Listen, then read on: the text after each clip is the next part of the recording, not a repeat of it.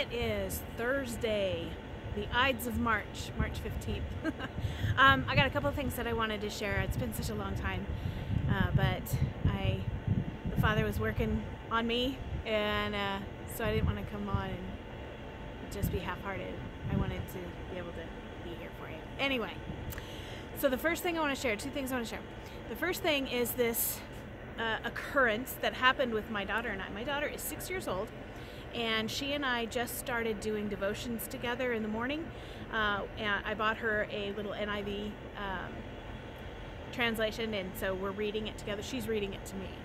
And the second, I think it was the second day or the third day. Wait, let me back up a little.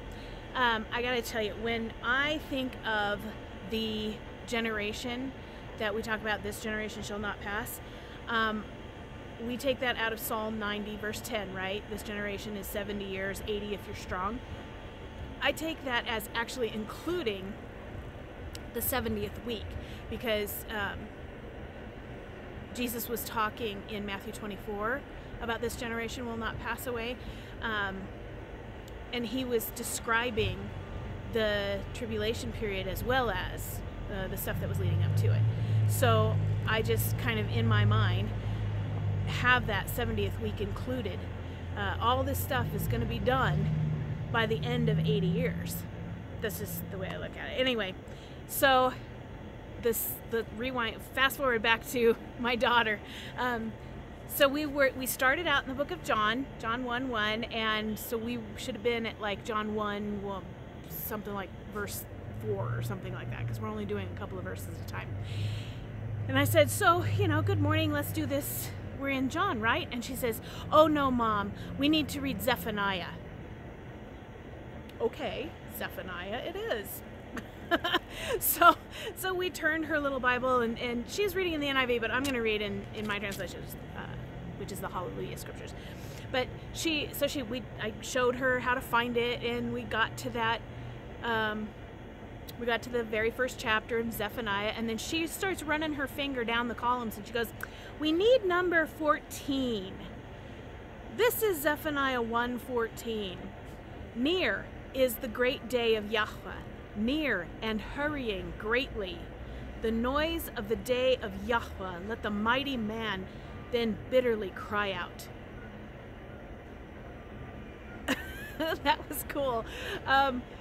Because at that point in time, I was pondering all that stuff, about, well, am I wrong to think 80 years, or, is it just leading up to 70 with Nissan 1 this weekend?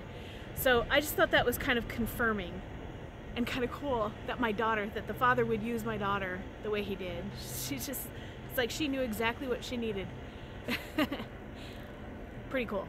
Anyway, the second thing that I wanted to share was a dream that I had early this morning, and the reason I'm sharing it is because Rhonda Ampson posted a dream that she had, and her whole video was talking about this Phoenix Rising, which is a false resurrection, or like the Man of Sin with the fatal wound, or the rise of the New World Order. It's that kind of stuff. It's dark. It mimics the truth, and so this dream really dovetailed in with that video. So I thought, oh, okay, I'm just going to share it and see what happens.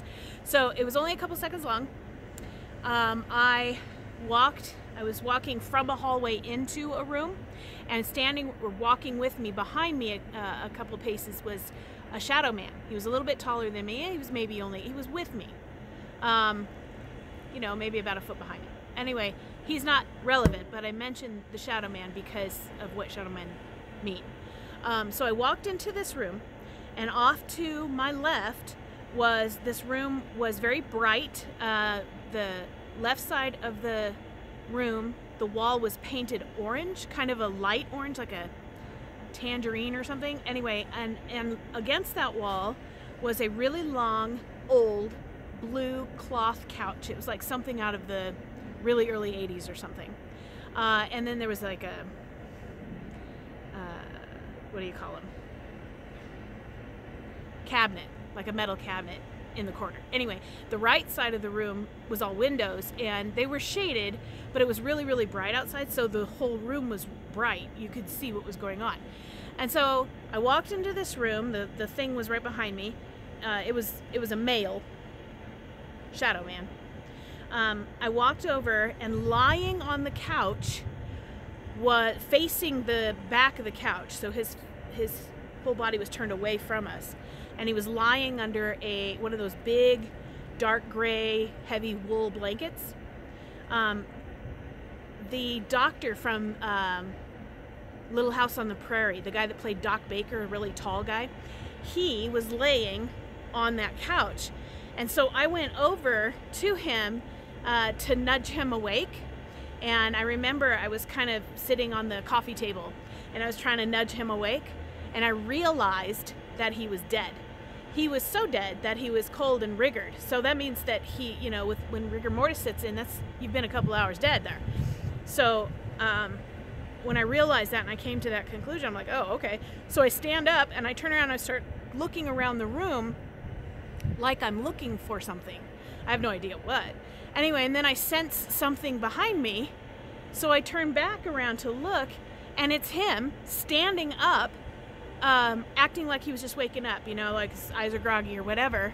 And as soon as I realized, whoa, that dude just kind of resurrected, then I woke up. And I knew instantly that this was all a lying wonder. The shadow man represents evil or a demon or whatever they do. He's an actor playing a doctor, and it wasn't a real resurrection, it was a reanimation. Which, you know, when Yeshua raised like Jairus' daughter and Lazarus and all those, these people didn't raise with their resurrection bodies. They raised back in healed mortal bodies, and that's what this was. But I could tell that it was all a lie. And then I woke up, and I'm like, well, Father, is that something that is from you? Why do I remember it? What's with the colors? All that kind of thing. And then I saw Rhonda Empson's video that she posted today, and I'll try to put that in the link so that you can see it.